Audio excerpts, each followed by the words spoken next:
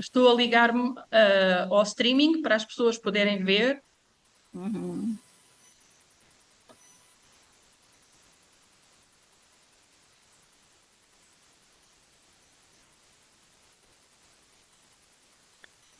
Olá, muito boa tarde. Vamos dar início a mais uma sessão do ciclo de conferências associado à exposição A Doença de Chagas, da Pré-História até à Atualidade. São hoje os nossos convidados os doutores Jordi Gomes e Prat e Sheila Mendonça de Souza, a quem quero agradecer a vossa colaboração e todo o apoio que têm dado a esta iniciativa.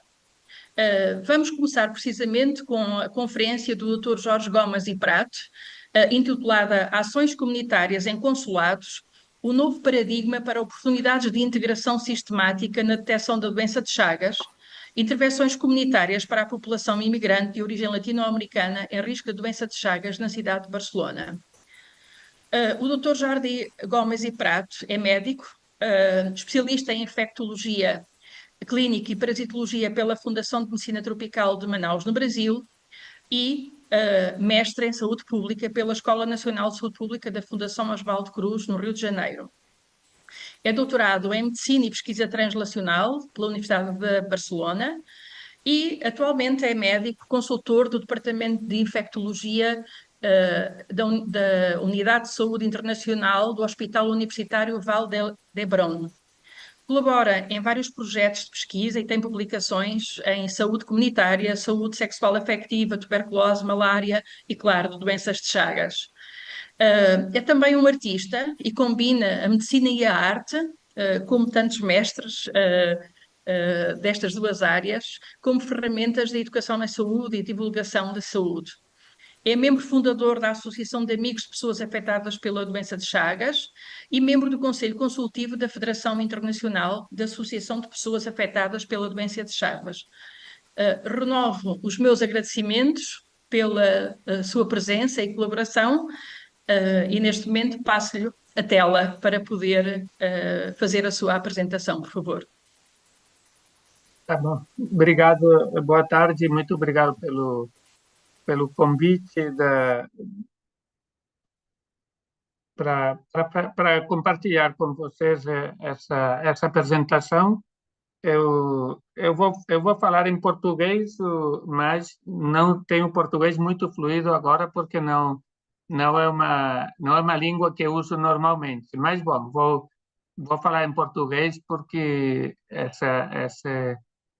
essa conferência vai para Portugal, então eu acho melhor falar português, mesmo seja um pouco errado e o sotaque não seja muito bom, mas bom, vamos falar. Então, eu vou começar a apresentar o...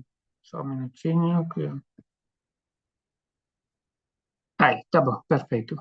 Então, eu vou falar 30 minutos essa questão das ações de base comunitária em consulados na Catalunha e dessas intervenções comunitárias para a população migrante na Catalunha, em Barcelona, e na Catalunha no geral. Eu sou um primeiro dado para contextualizar, né? Na Catalunha, na Europa, se fizeram várias estimativas até dia de hoje das prevalências esperadas na população latino-americana que mora na Europa, e nesse caso concreto na Catalunha, e, e, al, e o que vemos é que tem diferenças entre países, né? A gente, ao longo dos anos, vocês vão ver daqui a pouco que a gente começou a trabalhar em 2008 na doença de Chagas na Catalunha, e ao longo desse tempo a gente foi fazendo estudos para ver o que era preciso trabalhar, aonde, em qual comunidade era mais importante ser mais ativo, menos ativo, e fomos definindo assim as diferentes estratégias para a detecção, principalmente, e depois o acompanhamento, logicamente, clínico, de tratamento e de seguimento, né, da possível afetação cardíaca. E o que vimos é importante, esse dado, é que o país que tinha prevalência maior na Europa, e em concreto também na Catalunha, é Bolívia, né? Bolívia oscilava entre uma prevalência entre 10, 15, 18%, dependendo do estudo e do lugar em concreto onde se fazia o screening, né? E depois os outros países da América Latina, a maioria deles, a prevalência está por embaixo de 1%. Menos Paraguai, que em alguns estudos aparece 4, 5%, e o restante estavam por embaixo de 1%. Então, a, a população boliviana, a população da Catalunha, no geral, em 2017, era de 7 milhões e meio de pessoas. Tem uma percentagem de população migrante das Américas. Na Catalunha são 277 mil, isso obviamente são tudo dados aproximados, e bolivianos, no dado geral, tem uns 30 mil bolivianos na Catalunha. Embora, como tem muitas pessoas que já têm a nacionalidade espanhola, então, na realidade, tem 60 mil bolivianos na Catalunha. Não são só 30, porque quando você coloca o dado de pessoa nascida na Bolívia, então são 60 mil pessoas na Catalunha. Por lo tanto, usando assim os dados que a gente tem e esperando uma prevalência de 15% na população boliviana da Catalunha, nós estaríamos esperando que teríamos 9 mil afetados por doença de Chagas na Catalunha. No último estudo que a gente fez no ano 2020, vimos que a diferença em outros lugares da Europa, onde tem infradiagnósticos maiores, de 90%, 95%, na Catalunha vimos que tem um infradiagnóstico de 45%, graças às ações comunitárias, às ações dos protocolos de detecção de doenças de Chagas na gravidez, também as unidades especializadas que existem. Então, isso quer dizer que ainda tem para diagnosticar mais de 4 mil pessoas bolivianas na Catalunha. Obviamente, eu aqui não estou contando também a de outros países, porque é menor quantidade, mas também tem. Mas eu ponho o foco inicialmente na população boliviana, porque aqui tem uma prevalência mais alta, e sendo que hoje eu vou falar das ações comunitárias, eu vou explicar várias ações, mas quando nos centrarmos no final, e eu vou falar da ação de cribado, de screening no consulado, é no consulado de Bolívia, onde a gente vai estar trabalhando consequência desses dados que eu estou explicando para vocês agora. O nosso trabalho começou em 2004, 2005. Eu vou explicar para vocês vários temas, não vou entrar em profundidade em nenhum deles, porque a gente precisaria muito tempo, eu teria tido que escolher um assunto só para entrar em profundidade, mas eu prefiro nessa conversa fazer uma viagem mais longa, desde o início até chegar a esse trabalho nos consulados, para que possa entender a lógica de por que estamos nos consulados e de por que se faz essa estratégia. A gente começou em 2004, 2005, detectando casos, e o primeiro que fizemos nos anos 2006, 2007, 2008, 2009, foi essa primeira abordagem socioantropológica e de saúde pública para entender por que essas pessoas que estávamos começando a detectar não vinham aos serviços para ver se tinham doença de Chagas ou não e para acompanhar o caso. Então, a gente fez um primeiro estudo socioantropológico com uma antropóloga chilena, com várias outras pessoas que trabalharam na nossa área, para tentar entender, com o objetivo de entender o que estava acontecendo nas pessoas e como a gente podia fazer para organizar o serviço de saúde para receber de forma mais efetiva as pessoas. Fizemos esse estudo em 2006, 2007, eu não vou entrar em detalhe, mas sim que serviu para entender, né? Entender o que passava pela cabeça das pessoas quando ouviam a palavra Chagas, doença de Chagas, e como a gente tinha que fazer para poder detectar, para poder captar, para poder incentivar o diagnóstico, não?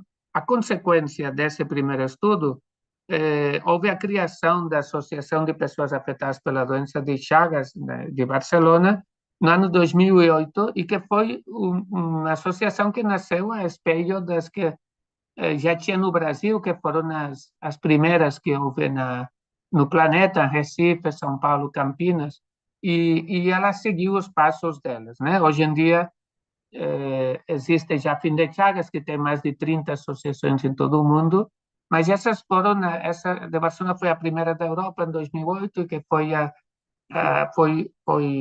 foi a consequência da lógica dessa pesquisa e da lógica que já estava acontecendo no Brasil com essa organização mais comunitária.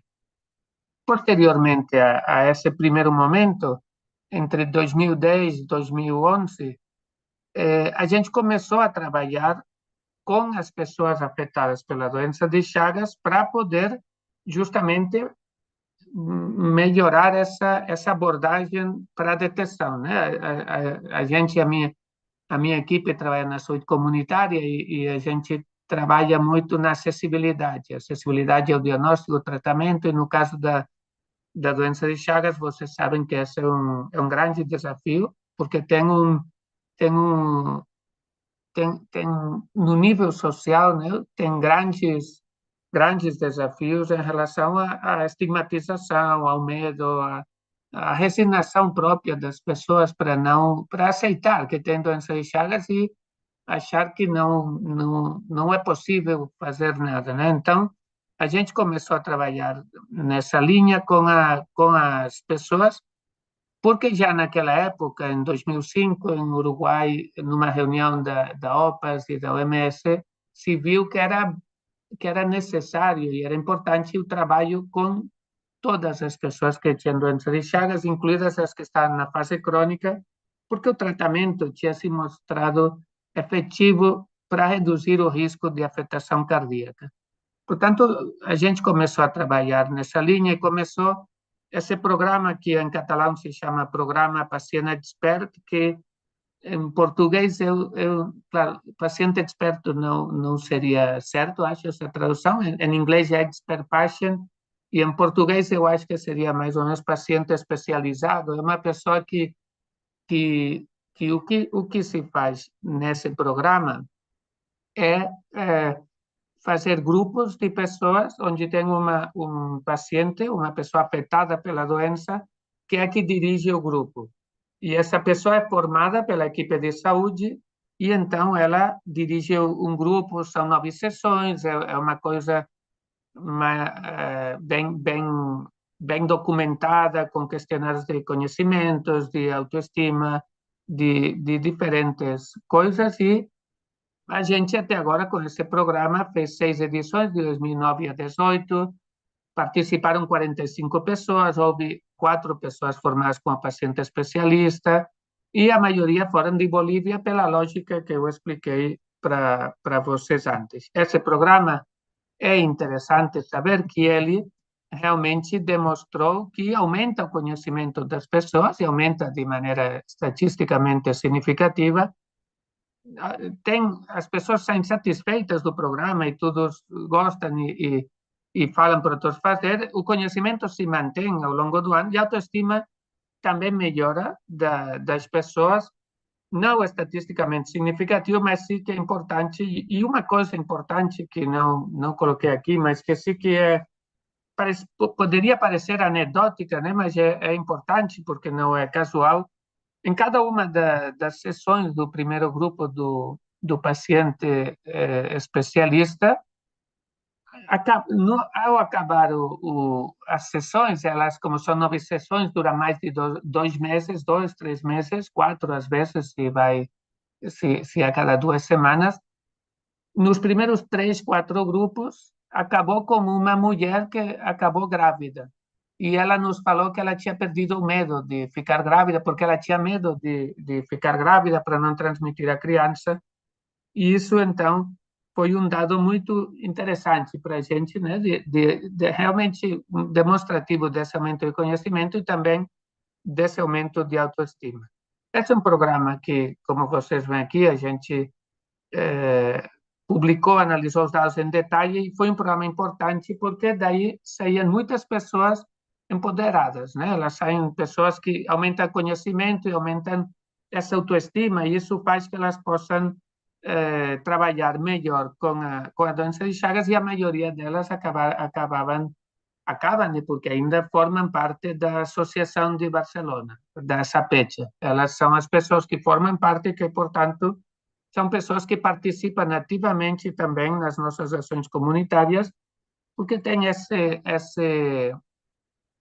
acréscimo, né, de ser pessoas que podem incentivar as outras pessoas a fazer o diagnóstico, porque com o próprio exemplo e a própria força que elas adquirem nesses programas, elas são pessoas muito mais válidas que, por exemplo, se eu fosse na comunidade a falar com as pessoas que se façam a prova de doença de Chagas, porque a credibilidade delas é muito maior que a que eu poderia ter, querendo incentivar nesse contexto da doença de Chagas a fazer o teste da doença de Chagas e o posterior tratamento.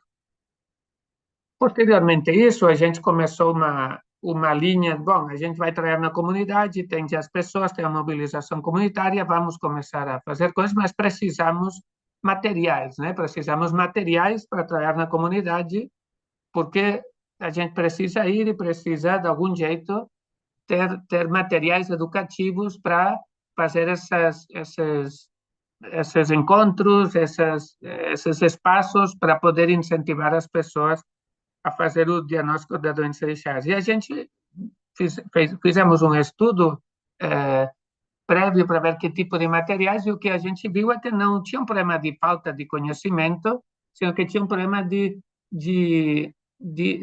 era uma questão mais de sensibilização, né? De medo, de resignação, alguns dados importantes que tinham uma informação que não era certa, por exemplo, esse de tratamento, né? O tratamento não serve ou não tem para pessoas na fase crônica, na idade adulta. Então, a gente começou a preparar alguns materiais para sensibilizar, principalmente, não tanto com o objetivo de informar ou de dar conhecimento, senão de sensibilizar em alguns pontos chaves, né? Como a transmissão congênita, como o tratamento e a redução da possibilidade de afetação cardíaca.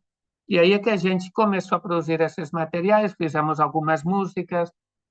música com uma cantante brasileira que mora na Catalunha, o grupo de Recife, Quinteto Violado, fez uma versão dessa música, fizemos também anúncio com o Leo Messi, que foi dois, um geral com uma pessoa da Argentina, um outro mais específico, a transmissão congênita com uma pessoa da Bolívia, e fomos fazendo alguns desses materiais para ajudar nas ações comunitárias. E, finalmente, 2014 e 2015 é quando a gente começou já com essas ações na comunidade. O que a gente fez? A gente, pois, aqui tem a foto, né, do plano do paciente especialista. A gente, alguma das pessoas que se formava, ela depois era pessoas que atuavam com a gente nas ações comunitárias. Aqui, a pessoa que vocês veem na foto aqui da direita, onde fala Sapetcha, vocês veem em azul a agente comunitária de saúde, que ainda é a nossa agente comunitária de saúde hoje em dia, desde 2008, é uma pessoa que faz muitos anos que já está trabalhando com a gente.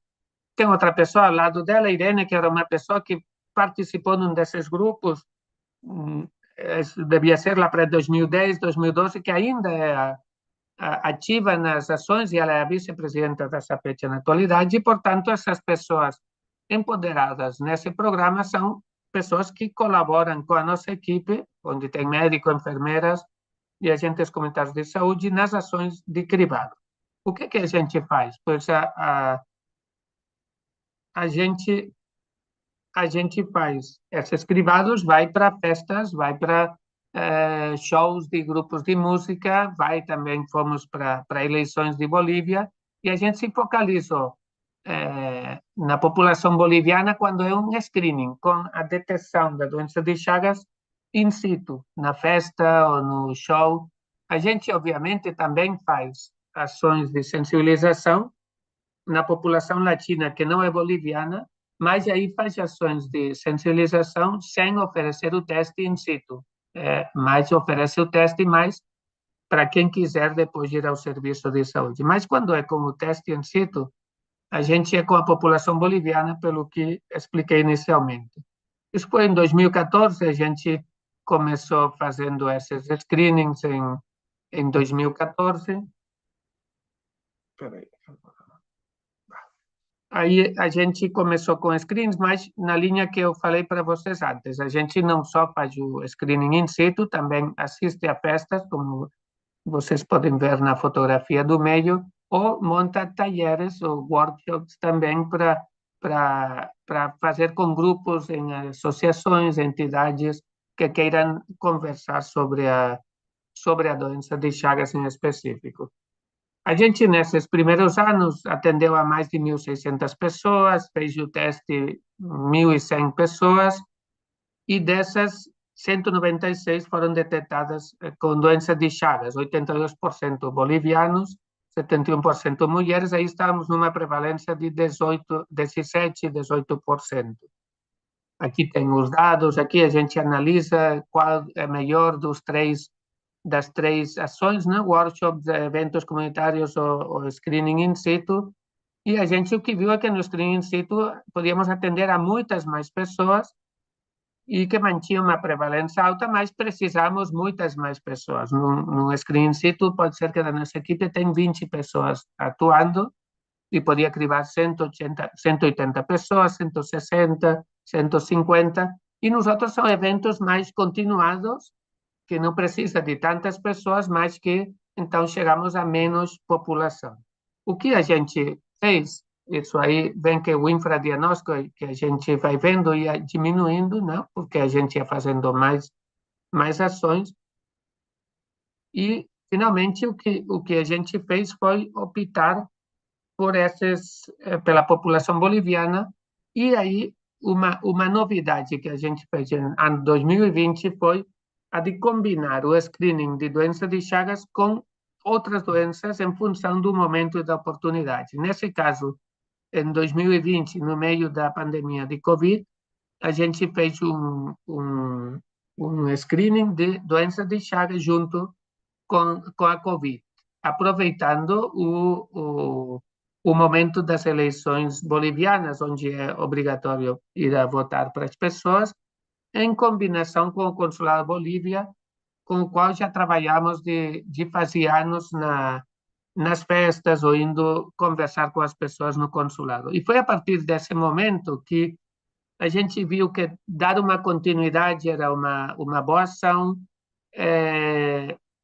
cribar da doença de Chagas e alguma outra coisa que fosse possível naquele momento também era uma boa opção, e que fazer o teste in situ era também uma boa opção, porque melhorava a quantidade de pessoas que se podiam cribar. Então, com tudo isso, que a gente a gente pensou, olha, é um bom espaço, o consulado nesse caso da Bolívia, é um bom espaço, a gente pode dar uma continuidade, não fazer só uma ou duas vezes por ano com 180 pessoas, que é, é uma mobilização muito grande para a nossa equipe. Depois, de repente, tem 50 pessoas com diagnóstico de doença de Chagas que tem que ir a 50 na clínica para ser atendidas. Então, a gente pensou, olha, vamos combinar isso de ir fazendo de maneira continuada ao longo de todo o ano esses screenings, fazemos menos pessoas num espaço seguro como é o Consulado da Bolívia, e, nesse caso, combinando com alguma outra doença que a gente veja que pode ser importante também. Aí a gente trabalhou primeiro com o consulado, com o cônsul, fizemos reuniões com eles formam parte da nossa equipe na estratégia comunitária, e a gente o que fez foi ir inicialmente uma vez por mês ao Consulado da Bolívia, e atualmente vamos 2 vezes por mês a fazer o teste in situ para crivar, e a gente criva umas 20, 25 pessoas cada vez que vamos. Então, são umas 50 por mês, no final do ano, pois são muitas mais que se fizéssemos uma ou duas vezes por ano maiores, que nos dava mais problemas, conseguimos mais pessoas, mas no final do ano era menos, e nos dá menos continuidade, né? Para esse empoderamento da comunidade, não era uma ação tão potente, né? Como essa de ir com uma continuidade, ir trabalhando com o consulado e com outras entidades. A gente testou no início desse trabalho no consulado fazer o teste in situ ou de ir só sensibilizar e depois chamar as pessoas para vir o serviço. E o que a gente viu disso é que sensibilizar e chamar vinham poucas pessoas, no final vinha só 30, 40% das pessoas, mas o que sim que viu, que as que vinham, a gente fazia uma revisão geral de doenças possíveis da Bolívia, e a gente viu que tinha uma prevalência muito alta também de estrongiloidiase.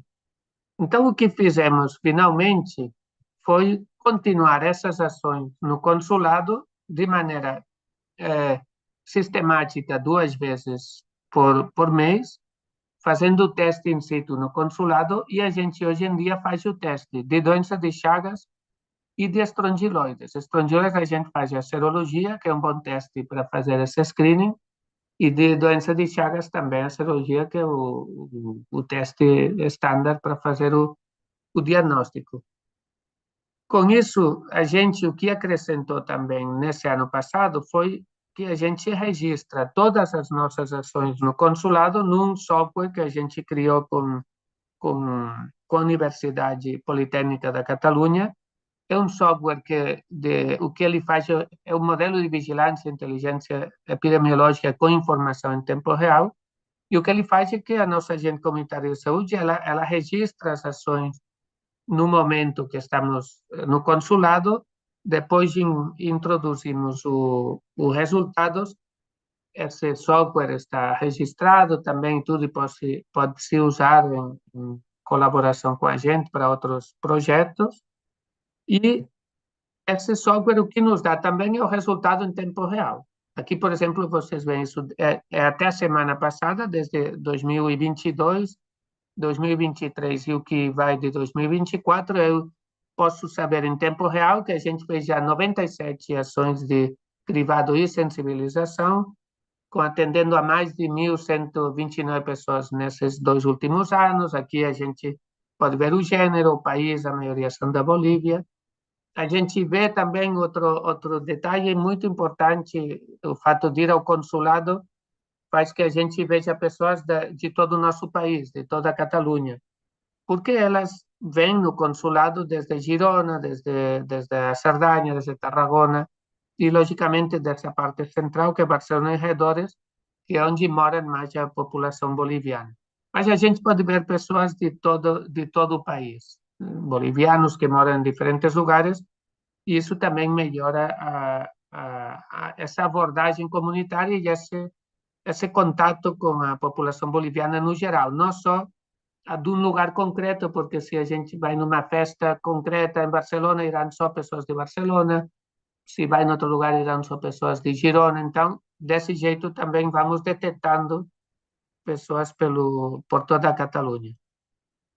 Nesses últimos 2 anos, 97 diagnósticos de doença de Chagas, isso supõe uma prevalência de 13%, e 93 casos de estrongiloidiasis, que supõe uma prevalência de quase 16%. Portanto, estamos diagnosticando no consulado da Bolívia hoje em dia 2 doenças importantes pela sua repercussão que pode ter clínica nas pessoas, 2 doenças que estamos tratando, que estamos diagnosticando e tratando, e que estão em prevalências muito altas ainda a dia de hoje. Portanto, isso justifica e confirma que é bom continuar fazendo essa abordagem. A abordagem que deveria ser feita na atenção primária, provavelmente, mas que pelas características dessas 2 doenças, as 2 são assintomáticas no geral, e a doença de Chagas tem uma série de particularidades no nível social, né, que limitam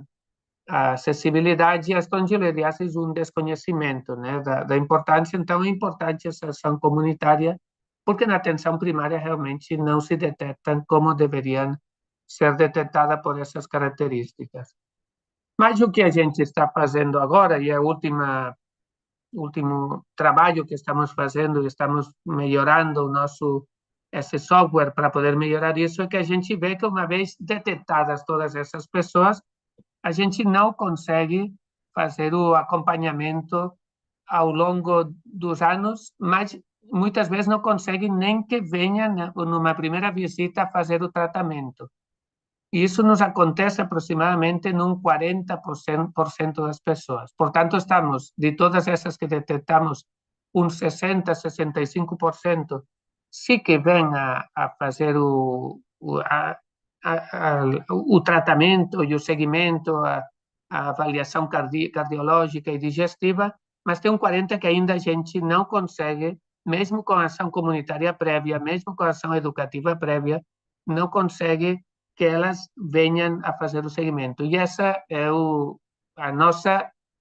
nosso momento atual. A gente estamos, então, iniciando essa linha de trabalho para poder continuar nessa detecção, nessa melhora da detecção, nessa ação de sensibilização com esse material educativo e, paralelamente, agora estamos entrando com buscar uma melhora nesse segmento, nessa primeira abordagem para o tratamento.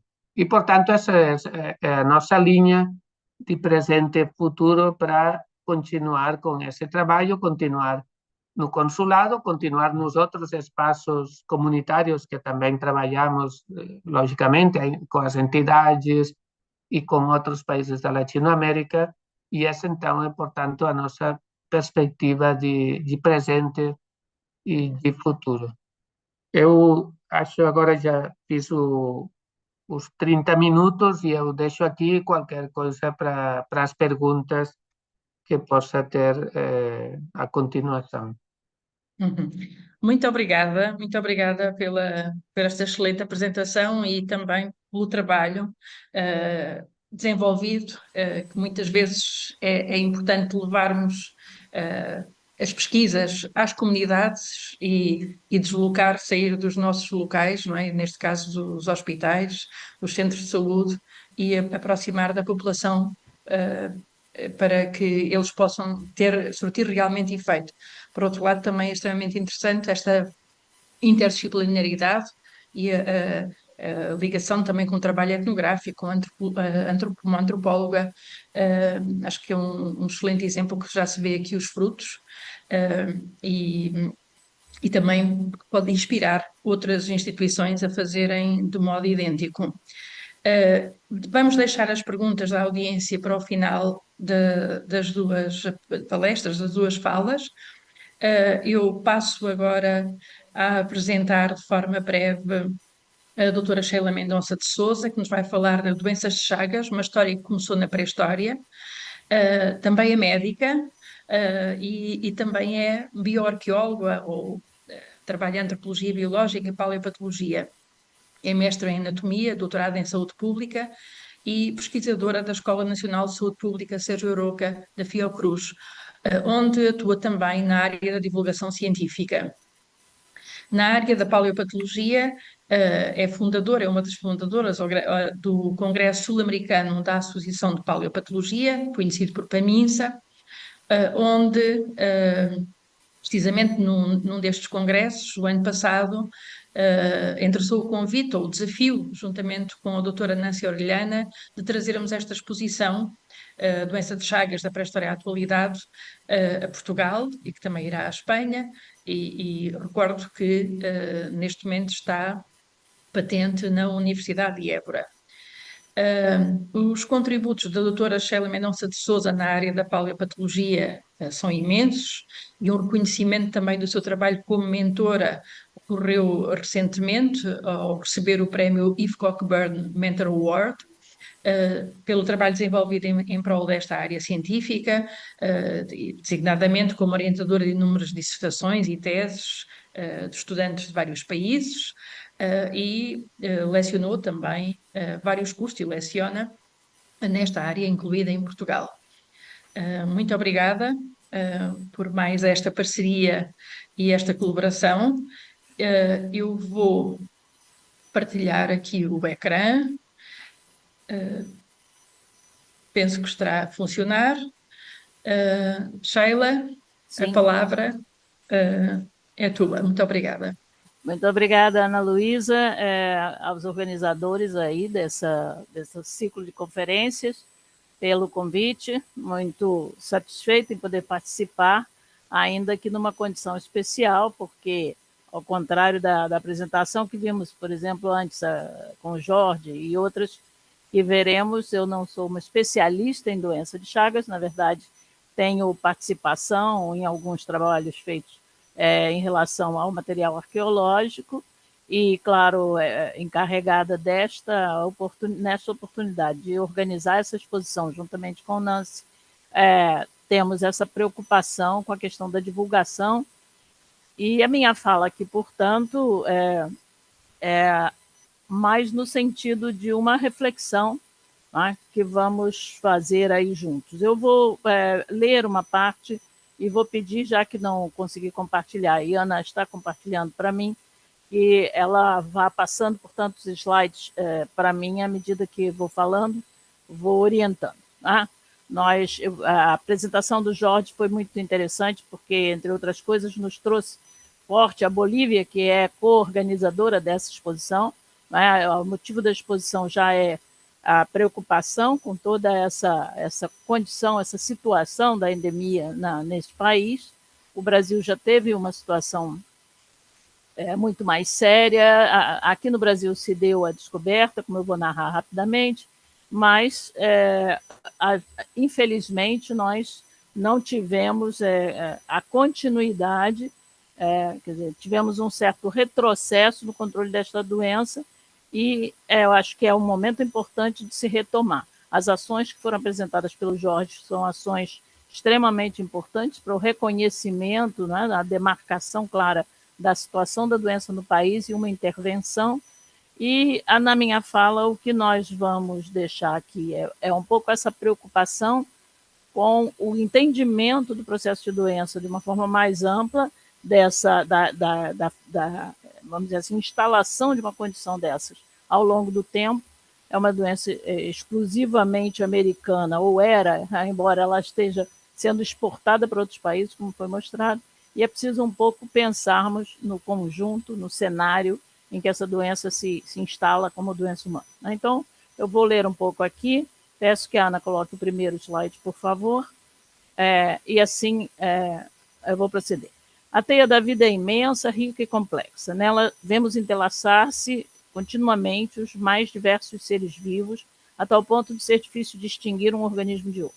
Seres vivos macroscópicos e microscópicos de diferentes reinos mantêm e refazem continuamente sua interdependência, mesmo a interdependência de viverem dentro de outros organismos, em cadeias de relações fisiológicas e fisiopatológicas.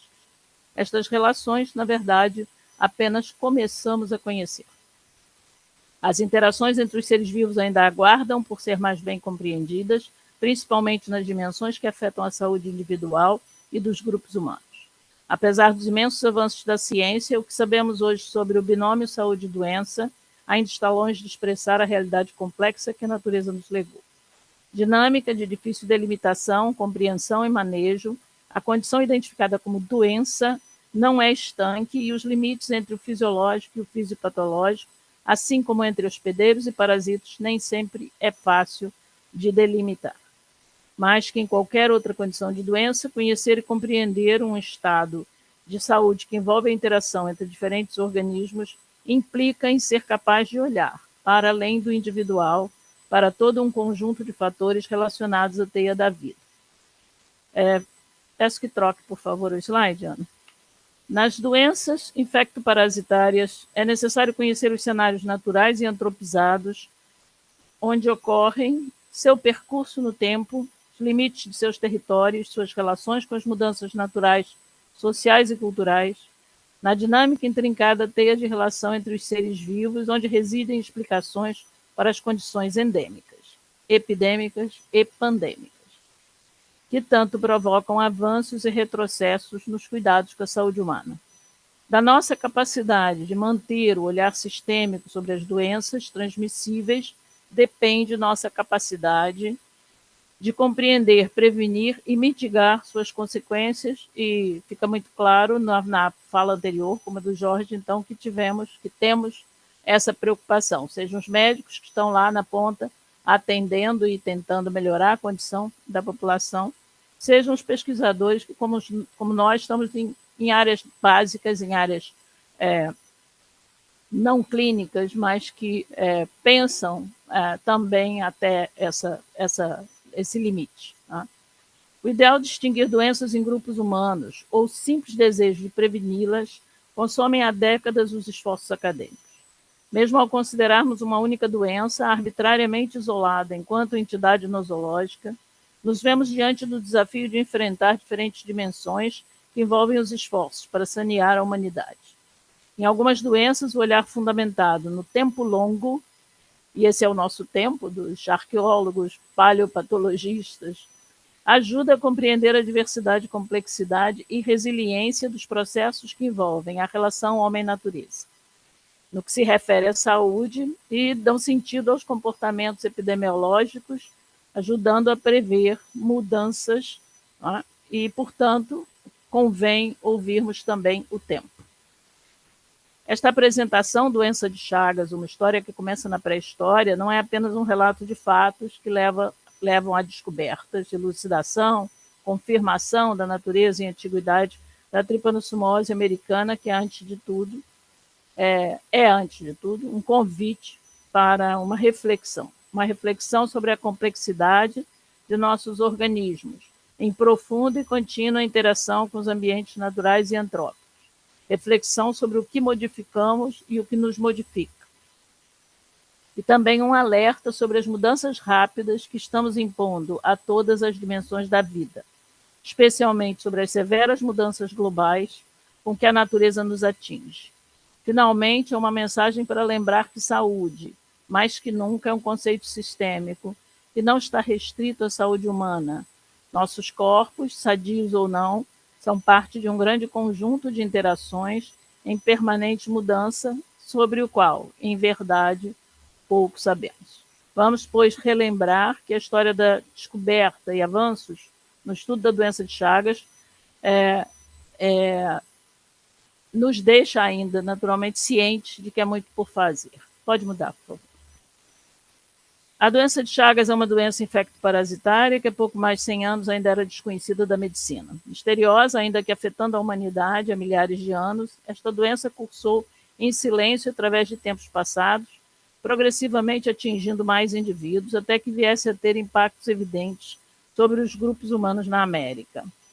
Ainda hoje não sabemos quanto e como matou antes de tornar-se crônica e aparentemente menos letal para os humanos, mas silenciosa, como bem ressaltou o Jorge, tá? Na apresentação dele. Em zoótica, seu ciclo natural vem de uma longuíssima história evolutiva antes de tornar-se infecção e doença humana. O grande número de vetores e hospedeiros envolvidos em seus ciclos naturais dá a medida de sua antiguidade na natureza.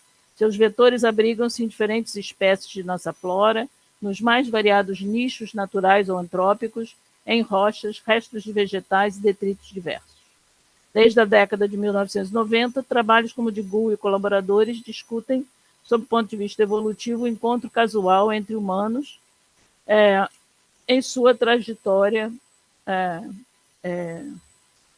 e o povoamento da América, naturalmente, permitiu que esta infecção transitasse do espaço natural para o espaço antrópico, para o espaço das populações humanas. Com base nos modelos biológicos e epidemiológicos, pode mudar, por favor? É possível imaginar que se tenha tornado, pouco a pouco, ao longo de milênios, presente em algumas comunidades humanas, infectando uma proporção crescente de indivíduos, enquanto as condições de transmissão fossem mantidas.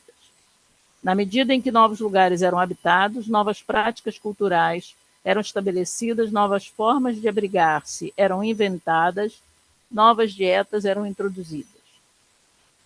Novos nichos criados para habitação de vetores e de reservatórios, mudanças nos lugares e modos de vida passaram a apresentar diferentes riscos de adoecer por tripanossomose. Assim como em outras doenças contagiosas, longos percursos evolutivos e adaptativos tornaram a tripanossomose uma doença da espécie humana. Desde então, um tempo que ainda não sabemos precisar, esta doença nos desafia. Hoje, apesar do nosso rápido progresso, a trajetória humana não mudou. Desta mesma forma, seguimos expansionistas e invasores. Apesar de tudo o que sabemos, desmatamos e nos aventuramos em novos ambientes e condições de vida, rompendo fronteiras naturais e favorecendo a criação de novos ciclos parasito-hospedeiro. E arcamos com suas consequências, redistribuindo vetores de parasitos, enfrentando pandemias e até mesmo negando a necessidade de prevenção. Pode mudar, por favor. As mudanças resultantes da migração de formas parasitárias para novos organismos é parte da dinâmica da vida e ocorre em diferentes maneiras. A vasta gama de alimentos que testamos é suficiente para nos expor a verdadeiros experimentos da natureza. Ao ingerir novos micro-organismos, alguns se revelarão tóxicos ou patogênicos. Em paleoparasitologia, não raro nos deparamos com exemplos de pseudoparasitismo, resultante da ingesta acidental e temporária de novas espécies, cujos traços podem permanecer nos coprólitos, quer dizer, nas fezes fossilizadas ou mumificadas, encontramos frequentemente parasitos que não são usuais da espécie humana. Esses são ingeridos e podem permanecer temporariamente no corpo de um indivíduo, não necessariamente permanecerão por toda a vida ou gerarão uma doença. Então, esse contato contínuo nessa experimentação de novos alimentos ou nas contaminações, ela desafia continuamente esse nosso processo e vai modulando a evolução, né? Como a teia da vida é dinâmica, situações recorrentes contribuem para que, ao longo do tempo, novas relações se desenvolvam, novas possibilidades parasito-hospedeiros se iniciem. Desta forma, grupos humanos recém-chegados à América foram pouco a pouco expostos a esta e outras condições de doença em situações emergentes, evitada muitas vezes por barreiras naturais, distâncias geográficas, procedimentos preventivos, hábitos e tabus, exposições recorrentes aproximando diferentes organismos acionam processos adaptativos e evolutivos. O resultado da convivência pode ser neutro, pode ser conflituoso, pode trazer vantagem para uma ou ambas as espécies, pode modificar muito ou pouco o funcionamento orgânico de uma delas, pode causar mudanças fisiológicas, pode causar perturbações orgânicas severas e pode causar a morte. Em paleoparasitologia, a descoberta da presença de um micro-organismo num coprólito indica uma infecção, talvez uma doença. Talvez, porque não necessariamente um indivíduo adoece pelo contato com outro micro-organismo. Modificações anatômicas e fisiopatológicas decorrentes de uma relação parasito-hospedeiro alertam para a existência de doenças. Quando os órgãos se modificam, quando há evidências de que houve uma reação orgânica, podemos ter, conceitualmente, então, ou não uma doença. A presença detectada pela paleogenética de um parasito, como o Trypanosoma cruzi, confirma sua presença em organismos humanos e a possibilidade da doença de Chagas. Tá?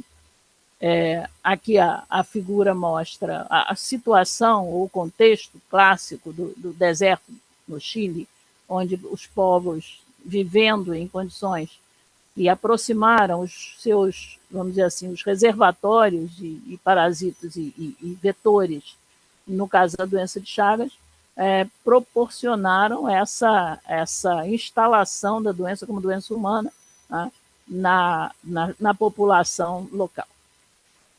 Pode passar, por favor. A antiguidade de processos interativos entre organismos e suas relações com a emergência de doenças é de difícil reconstituição. Muitas vezes a descontinuidade dos dados leva a modelos insuficientes, o que nos lembra o quanto ainda não sabemos. Nas últimas décadas, entretanto, tecnologias cada vez mais potentes, como as disponíveis hoje em paleogenética, têm contribuído para elucidar a trajetória de alguns agravos. A tuberculose, por exemplo, foi interpretada por muito tempo como tendo origem relacionada à domesticação do gado, do qual teria sido disseminada para grupos humanos. Hoje é possível demonstrar que a micobactéria do gado é evolutivamente mais recente que a humana e que fomos nós os seus transmissores e não os seus receptores. A tripanossomose americana ou doença de Chagas, por muito tempo foi considerada uma doença cuja dispersão estaria associada à colonização e construção das precárias habitações pelo sertão. Graças aos estudos em paleogenética, já foi confirmado que sua presença e dispersão entre grupos humanos da América é mais antiga, tendo pelo menos 9.000 anos, conforme publicado por Off the Hyde e outros colegas. Não é? Aqui, no caso, são publicações do Brasil, não o de Off the Hyde. Seguimos em busca de conhecimentos mais detalhados sobre sua origem, diversidade e dispersão entre humanos. A história, pode mudar, por favor. A história da doença de Chagas é interessante e talvez seja a única. Um mesmo cientista foi capaz sozinho de descobrir que era aquela doença desconhecida e também elucidou todos os seus mais relevantes aspectos, permitindo a prevenção e saneamento de um mal que atingia a população no interior do Brasil. Seu trabalho possibilitou a descrição clínica, anatomopatologia, fisiopatologia, conhecimento do principal modo de transmissão, identificação de reservatórios, papel dos comportamentos culturais favorecendo a presença dos vetores, entre outros aspectos. As descobertas resultaram em ações efetivas que ajudaram a controlar sua transmissão no Brasil, benefício que se estendeu a outros países. Entretanto, sua descoberta, na verdade, foi decorrente da necessidade de enfrentar um outro problema de saúde, a malária. Em 1906, a abertura de caminhos para a ocupação no interior do Brasil mobilizava ações de governo, como o estabelecimento de linhas telegráficas e férreas por nosso território. Mas a chegada do progresso enfrentava desafios, pois em algumas regiões a malária atingia duramente os trabalhadores e a população. Para lidar com a situação, foi nomeado um jovem médico que se deslocou para São Gonçalo das Tabocas, hoje Lassane, uma pequena localidade na bacia do Rio São Francisco, estado de Minas Gerais, no Brasil. Este médico, de nome Carlos Ribeiro Justiniano Chagas, era pesquisador do Instituto Soroterápico de Manguinhos, origem da instituição que hoje chamamos Fundação Oswaldo Cruz. Pode mudar, por favor. Instalando-se naquela localidade, teve sucesso em debelar a epidemia. Porém, sensibilizado pelas más condições de saúde no local, decidiu ficar e seguiu trabalhando. E sua forte vocação de pesquisador, associada a sólidos conhecimentos clínicos, o levaram a perceber a gravidade da situação local, assolado pelas chamadas endemias rurais, onde as doenças, principalmente infecto-contagiosas e nutricionais, fragilizavam a população. Sua experiência, aliada à capacidade de observar as condições de vida, ambiente e natureza, favoreceram o estudo da misteriosa endemia rural, que mais tarde receberia seu nome. No modesto local em que trabalhava, dentro de um vagão de trem estacionado em São Miguel das Tabocas, Chagas instalou-se e passou a pesquisar. A experiência com a malária certamente favoreceu a abordagem daquela doença transmissível, entendendo-a como parte de um sistema natural, pode mudar, por favor, e complexo. Expressão das cadeias de relações naturais nas quais acabam por penetrar também os humanos. Certamente foi determinante para que valorizasse a presença de um inseto, um triatomínio, que se abrigava na parede das precárias habitações locais, saindo à noite para sugar o sangue dos moradores. Buscando no conjunto homem-natureza as possíveis relações que explicassem a doença, Chagas não tardou em encontrar no corpo dos insetos um novo protozoário. Passou a procurar por este micro-organismo em sangue de animais, domésticos e silvestres, e depois em sangue humano. E após meses de trabalho teve sucesso, fechando seu modelo para a tripanossomose americana. Em abril de 1909, comprovou a presença do mesmo tripanossomídeo na amostra de sangue de uma criança sintomática de cerca de 2 anos de idade, Berenice Soares de Moura, que sofria com os sintomas que caracterizavam a forma aguda da doença, inclusive o sinal de Romanha. Pode mudar, por favor. A doença de Chagas revelou-se uma doença infecciosa, cujo principal vetor era o hematófago, que popularmente no Brasil é chamado de barbeiro, por procurar o rosto dos indivíduos adormecidos para sugar seu sangue. Seu principal transmissor é o Triatoma infestans. A infecção é causada por protozoário flagelado, Trypanosoma, principalmente o Trypanosoma cruzi. E essa denominação também homenageia nosso Oswaldo Cruz, né, que foi quem mandou Chagas para essa missão e que iniciou toda essa instituição que trabalhamos hoje. Este inseto de comportamento antropofílico, preferência por ocupar os domicílios humanos, não inocula as formas parasitárias no corpo do hospedeiro, mas, ao defecar, imediatamente após alimentar-se do sangue, elimina fezes contendo formas infectantes dos tripanossomos. Essas formas elas alcançam as mucosas, aberturas, arranhaduras da pele, penetram no organismo. Pode passar, por favor. Esta forma de transmissão dita vetorial não é a única. A ingestão de alimentos contaminados, inclusive pelas fezes de marsupiais tropicais, pode ser mais frequente do que imaginado. Transfusões de sangue, contaminações durante a manipulação de animais, assim como a transmissão intrauterina, que já é enfatizada pelo Jorge na sua apresentação, são formas de adquirir a infecção. Seu interesse epidemiológico varia conforme o caso, o lugar e as condições de vida. E, ao longo do tempo, nos estudos da paleo, nós vemos as diferentes possibilidades de aproximação, portanto, desse ciclo e endemização em populações humanas. Por muito tempo, o principal objetivo na vigilância e prevenção da doença foi o risco associado à exposição em moradias onde estavam os vetores. Pode passar, por favor. Grandes campanhas saneando as habitações sertanejas com inseticidas, introduziram técnicas construtivas também que reduziam a colonização pelos barbeiros. Essas ações foram parte importante do controle em alguns países. No Brasil, uma vigilância intensiva assegurou por longo tempo a redução de casos. Mas nos últimos anos, outras formas de transmissão, que eram menos usuais, começaram a ganhar importância. Hoje a transmissão oral preocupa, no Brasil, como em outros países da área amazônica, pelo hábito, principalmente, do consumo da polpa de frutas como o açaí, que tem levado ao aumento do número de casos.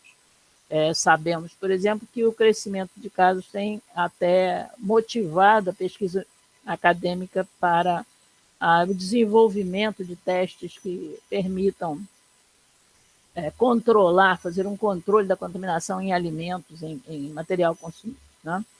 Ao longo de sua evolução, os tripanossomas desenvolveram a capacidade de infectar mais de uma centena de diferentes organismos, e isso é muito importante, incluindo vetores de diferentes gêneros e uma grande variedade de reservatórios, ou seja, uma ampla distribuição na natureza, criando a potencialidade para uma exposição, para um contato, para um contágio de diferentes maneiras. Essa característica torna variado seu comportamento epidemiológico. Então, estamos falando aqui das áreas onde se instala ou se pode potencialmente vir a instalar ciclos de transmissão. Na Amazônia, onde a parasitose, por exemplo, é enzooótica, em função das características dos seus vetores menos antropofílicos, isso explica uma baixa transmissão histórica ao longo do tempo para as populações originárias, para as populações locais. Apesar disso, em tempos mais recentes, como vimos, a transmissão oral vem aumentando, principalmente no estado brasileiro do Pará. Estudos paleoparasitológicos também já discutem, pode mudar, por favor, a importância da veiculação pelos alimentos enquanto formas de explicar a doença em certos contextos devem considerar, portanto, o ambiente, a fauna local e toda a parte cultural, naturalmente. Pode mudar. Estudos paleoparasitológicos defendidos por Reinhardt desde 2003 mostram a dispersão dessa doença que alcança já próximo da fronteira com o México até os Estados Unidos. Então, temos uma distribuição ampla na América e o vazio, aí, como eu relatei, na Amazônia, aparentemente também associado a comportamento e aos vetores distribuídos nessa área. Talvez o Jorge possa nos falar um pouco sobre isso, comentando. Pode mudar, por favor. Estudos paleoparasitológicos, portanto, têm sido publicados, diversos, como vocês veem também mais alguns exemplos aqui. Isso se iniciou com estudos experimentais na final da década de 80 para 90, isso se desenvolveu com o estudo do material mumificado, e hoje existem vários exemplos, não vou me alongar aqui, que foram sendo explorados e que vêm sendo publicados, mostrando não só a distribuição, mas a diversidade de contextos em que a doença aparece. Pode passar. A Reinhardt publicou há alguns anos esse caso, por exemplo, em Pecos River, na fronteira com o México, né, nos Estados Unidos, Texas, fronteira com o México, onde se encontrou um enorme coprólito, uma enorme massa fecal dentro da estrutura óssea, da pelve de um indivíduo. Tá? Esse contexto, ele não, do ponto de vista arqueológico, ele não inclui, por exemplo, a domicilização, ele não inclui a possibilidade de habitação com animais que pudessem ser vetores e reservatórios, porém, traz outros tipos de situação, de contexto arqueológico que justifica. O risco de exposição a diferentes modos de transmissão deve ter acompanhado as populações humanas na América ao longo de milênios, portanto.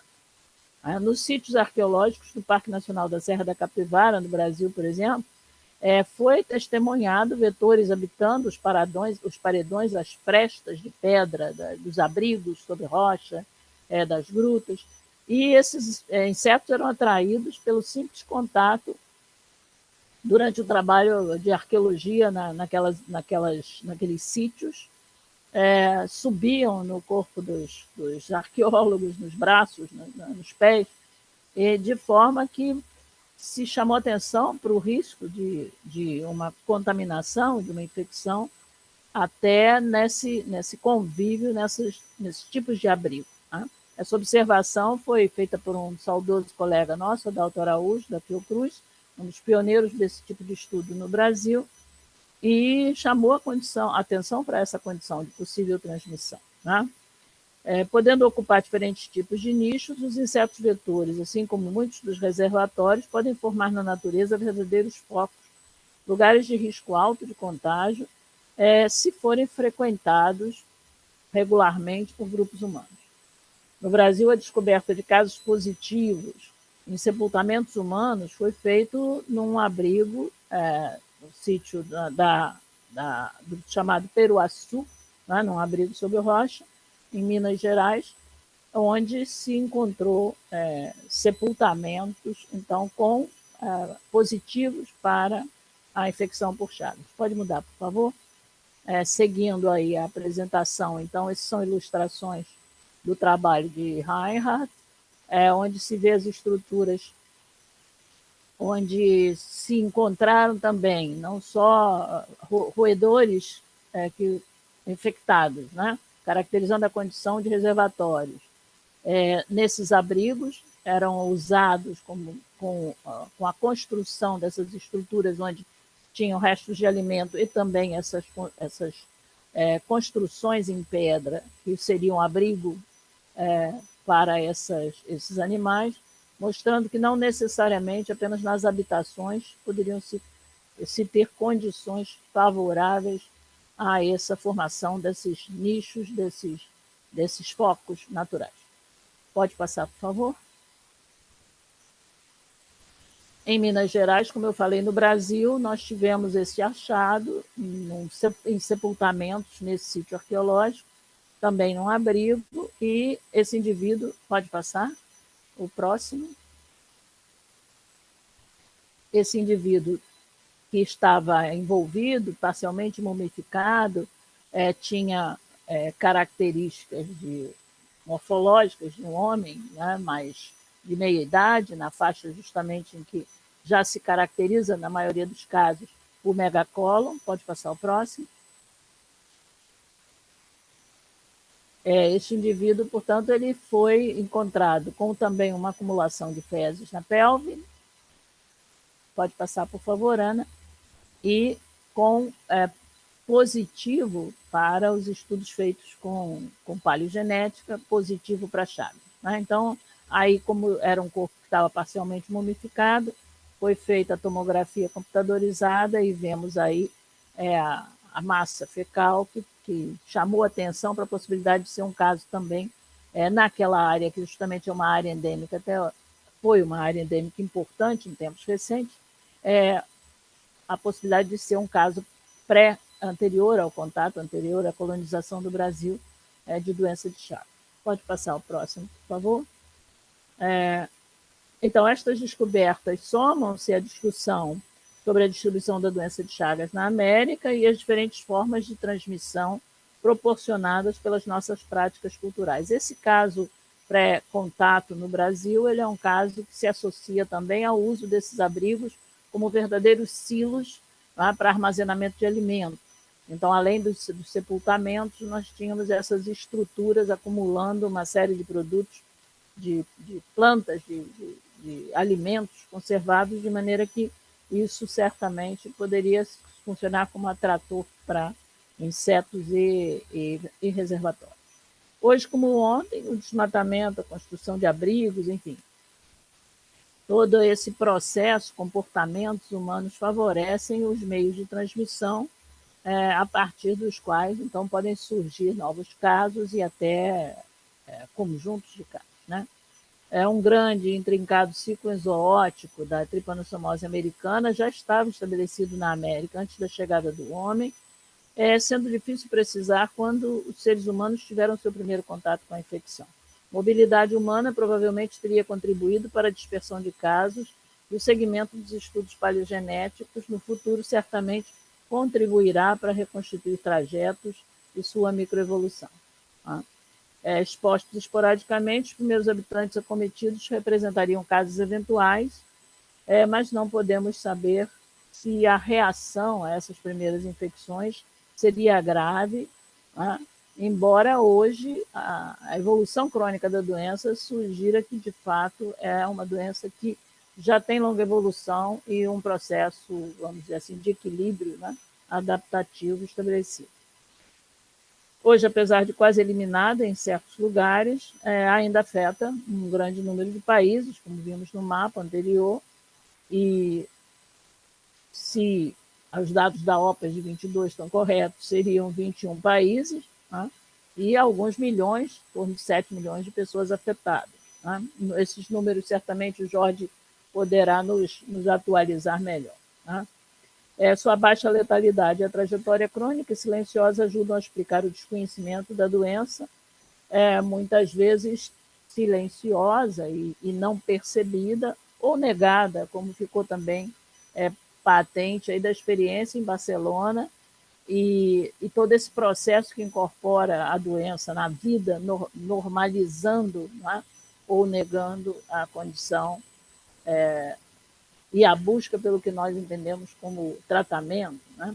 É importante que se haja esses processos de esclarecimento, de vivência do processo de doença que Jorge apresentou, que são muito interessantes, e é preciso que haja também um investimento no ensino, na educação, como vimos o processo, pela experiência própria histórica de Chagas, a gente tem um risco de infecção alto para as crianças, é preciso que os jovens e crianças sejam também parte desse sistema de conhecimento, de vigilância, e é nesse sentido que nós vemos fazendo algumas atividades e promovendo algumas atividades educativas de difusão, e a exposição que veio para cá, para Portugal, Espanha, é parte desse esforço. A lenta progressão da doença com consequências tardias, em geral posterior à quarta década de vida, é associada a um outro fator, se pensarmos em termos de tempo mais longo, que é a baixa longevidade humana até muito recentemente, até menos, talvez, de 2 séculos atrás.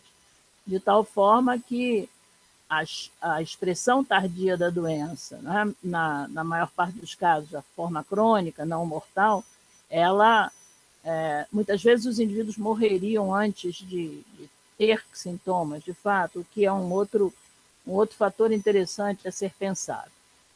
A própria sobrevivência com a doença, ela provavelmente explica essa normalização que Jorge se referiu.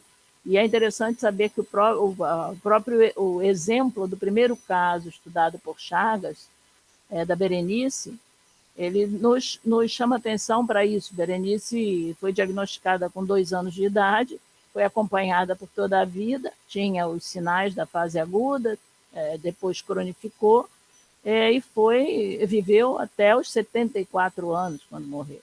Tá? Então, isso mostra que essa doença ela equilibrou-se com as vidas humanas e, salvo os casos de miocardite, né, de morte rápida, enfim, conviveu-se com Chagas por gerações.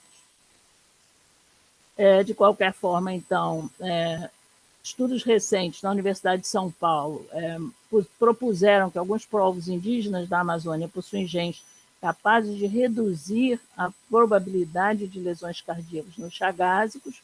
Creio que isso é um estudo ainda em andamento, mas isso dialoga com a questão da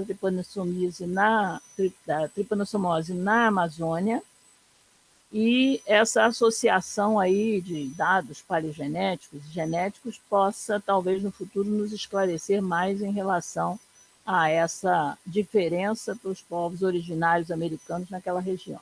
Tá? Desde os estudos de Carlos Chagas, pode passar, por favor?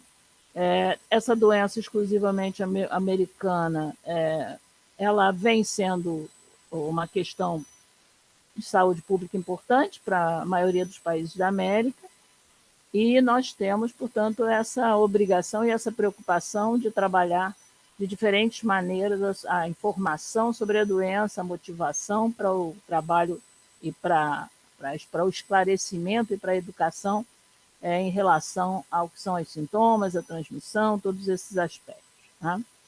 Doenças dessa natureza parecem ainda mais desafiadoras quando pensamos que estamos vivendo um tempo de grandes mudanças, em que os mosaicos urbanos envolvendo áreas verdes, a expansão das cidades, contínuo desmatamento, a procura por novos ambientes naturais para lazer, a precarização de muitas ocupações, a insuficiência dos sistemas de vigilância, parecem riscos crescentes a serem considerados.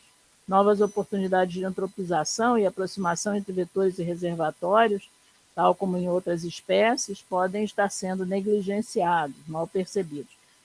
Voltando à cidade de São Paulo, que é uma megalópole, né, brasileira, um alerta recente mobilizou profissionais da Universidade de São Paulo, em cujo campus, que é uma área verde importante, no centro, né, no coração da cidade, passaram a ser recolhidos com frequência os barbeiros, né, motivando um grande esforço de testagem pelo risco de possível contaminação pelos tripanossomos. Mudanças climáticas em escala mundial e todos esses outros fatores, né, eles mobilizam e nos ameaçam, digamos assim, e parecem favoráveis em algumas situações, até a persistência de algumas dessas doenças infecto-contagiosas, talvez sua dispersão, sua mudança de comportamento, já que seus protagonistas são versáteis e adaptáveis. Né? Então, é importante, essa é a mensagem que deixo ao final, estejamos atentos à teia da vida e às lições do presente e do passado, porque é assim que vamos aprendendo mais sobre o nosso processo de adoecimento. Eu agradeço, pode passar o próximo slide, por favor, Ana. Agradeço aos que cederam aí umas imagens para a minha apresentação, convido a todos a assistirem agora um filmezinho, uma animação que utilizamos em nossas atividades, ela está em inglês, mas é justamente porque fizemos uma apresentação recente para fora e isso passou a fazer parte. Então, pode passar o próximo, Ana, uma pequena animação, um pequeno vídeo.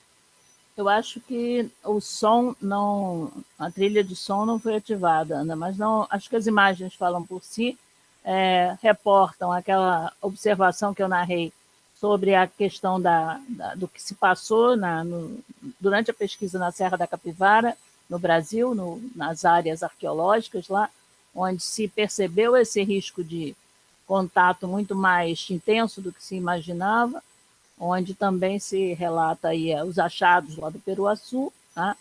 Onde comprovamos a existência anterior à colonização já da doença de Chagas em sítio arqueológico brasileiro, e esperamos que possamos encontrar mais evidências aí no futuro. Há trabalhos sendo feitos, há resultados já por colegas aqui do IOC, doutora Helena Maio, enfim, outros, e vamos aos poucos aí reunindo conhecimento sobre esse achado, né? E a nossa homenagem aqui aos colegas que trabalharam, pioneiros aí nessa nossa área, doutor Adalto e doutor Luiz Fernando, que já nos deixaram, mas que deixaram seu legado também em termos de diferentes estudos, principalmente aqui no nosso interesse, em relação à doença de Chagas.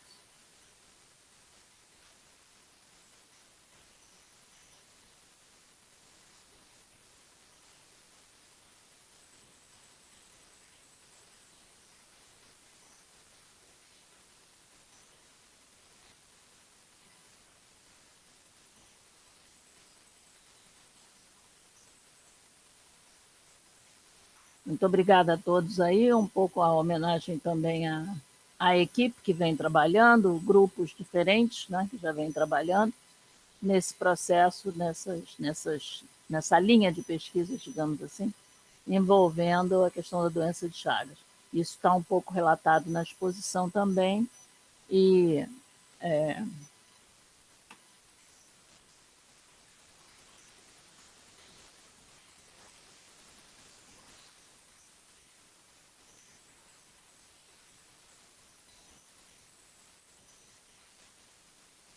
acho que é a oportunidade desse ciclo, então, de palestras que estamos acompanhando aí com a exposição, é a possibilidade de convidar e de chamar para integrar, não é?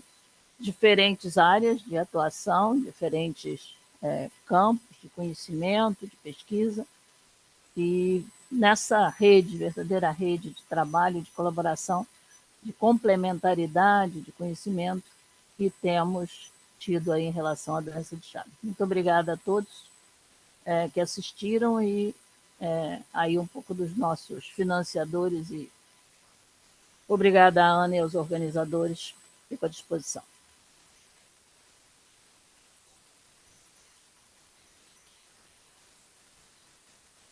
Muito obrigada.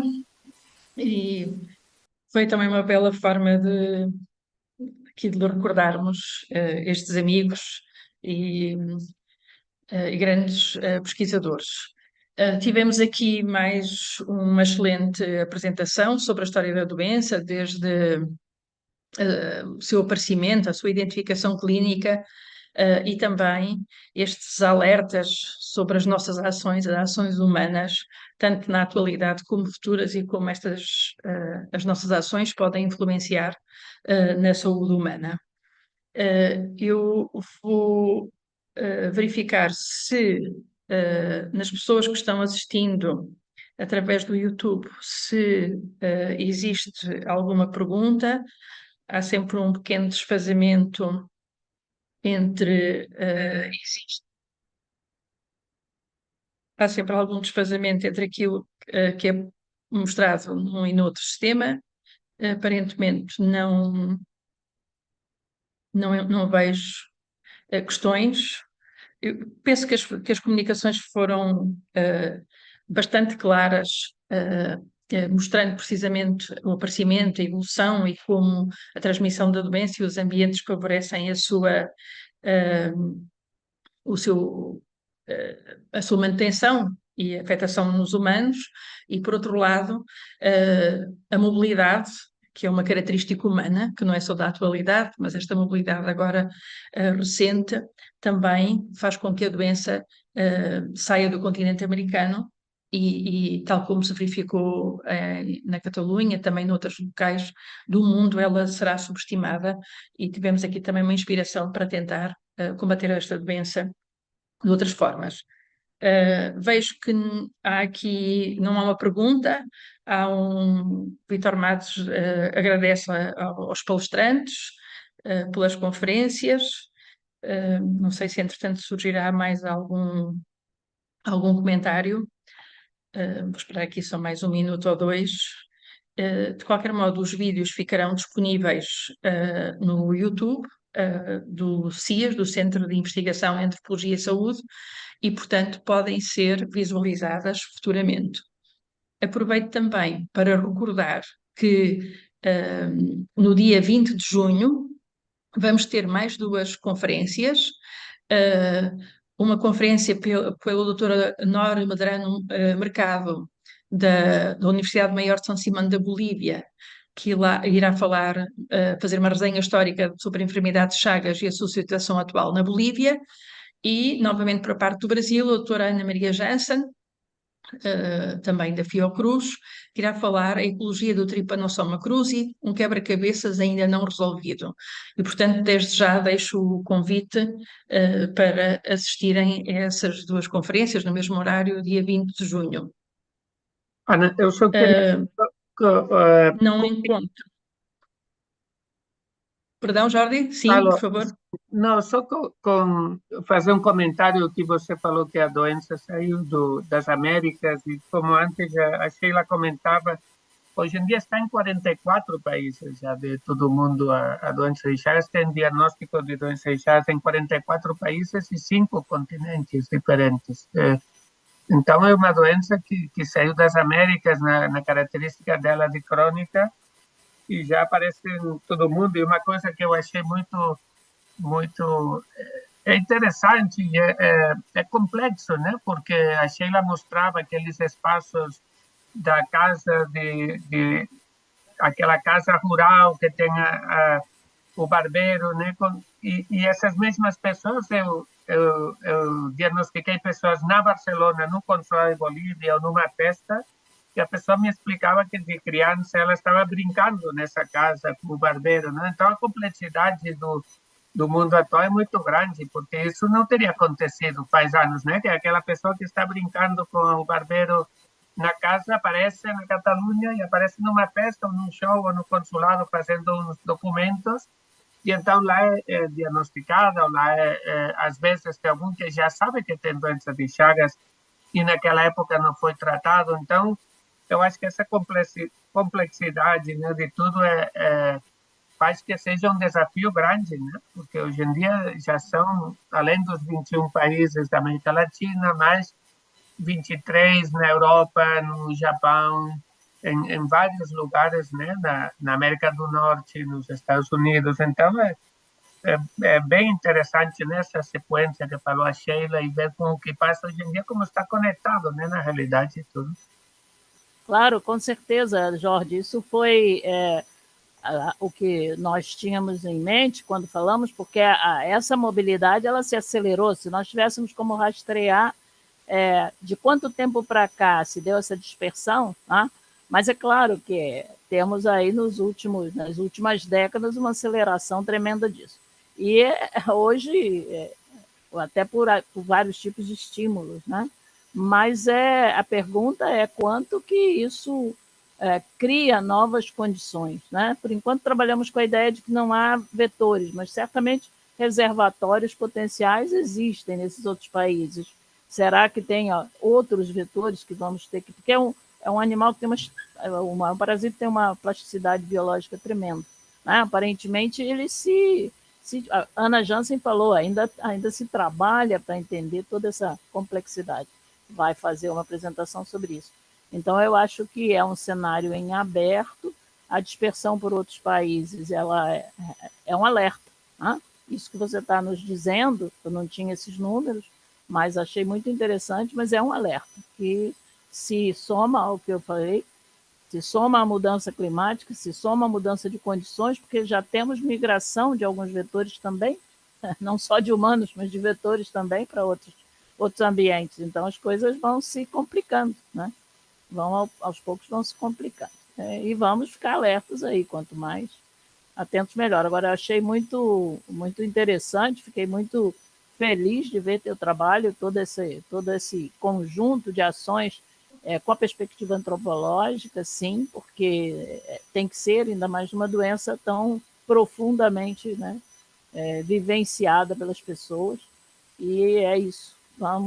Vou aprender muito com vocês. É importante a gente poder estar junto, tentar integrar um pouco mais as ações de divulgação. Aqui tem se trabalhado na Universidade Federal Fluminense, a colega que você talvez tenha conhecido aqui, Daniela Leles, é uma menina que hoje é professora da parasitologia lá, e ela tem trabalhado muito com crianças pequenas, né? Produzindo materiais, kits educativos para as escolas. E isso não é porque está aqui no Rio de Janeiro, num lugar distante daquela realidade rural, que não nos preocupa. Eu acho que é um ponto de partida, né? E hoje conseguimos começar a compartilhar com a Bolívia, com a tradução dos materiais, com a adaptação dos materiais, e assim vai, tentando levar para os lugares mais onde realmente o risco, a vigilância tem que ser mais intensa, né? Muito obrigada, foi bom te encontrar aí também, independente de outras coisas, e depois te escrevo com calma aí para saber notícias. Muito obrigada a todos. Eu vou terminar agora a transmissão em streaming.